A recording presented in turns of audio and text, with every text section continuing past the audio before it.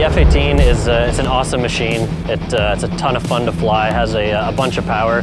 It obviously came online in the 80s for us, but it's been heavily upgraded since then, and it's still very capable and relevant fighter for our fleet.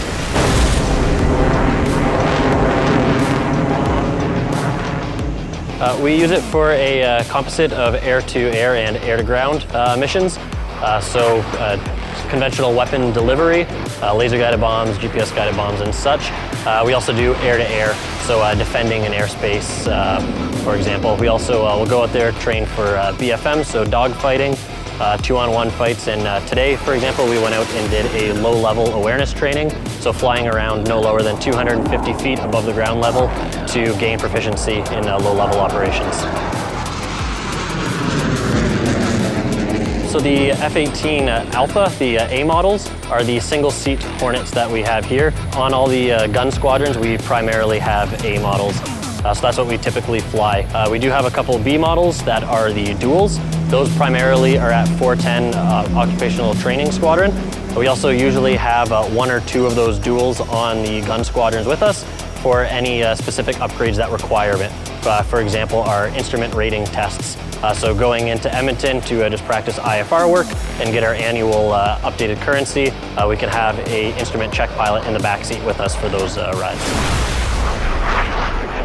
I remember the first time getting to light the afterburners on a takeoff roll, feeling it push you back into the seat. I just laughed. It was pretty cool. So faster than your mom's Corolla, that's for sure. It's awesome. It can climb pretty fast. It feels like being the conductor of your own roller coaster, really. When you're in that aircraft, you feel one with the machine. Nothing cooler than ripping it around the sky.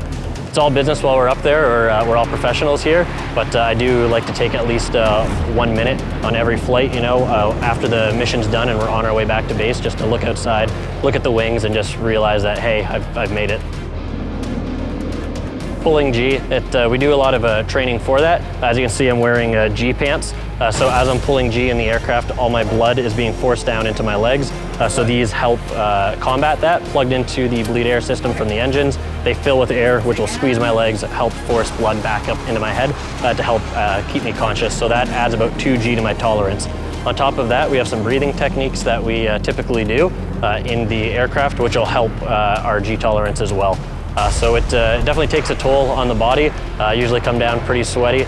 With all the techniques and training that we have on it, we're able to fight those G-forces and continue to fly the aircraft to the edge of the envelope. Honestly, it's a dream come true for me. Ever since I was a kid, I remember I've always wanted to be a fighter pilot. This has been my dream, so to actually get to achieve it and do it every day, it puts a smile on my face. Love my job and can't imagine doing anything different.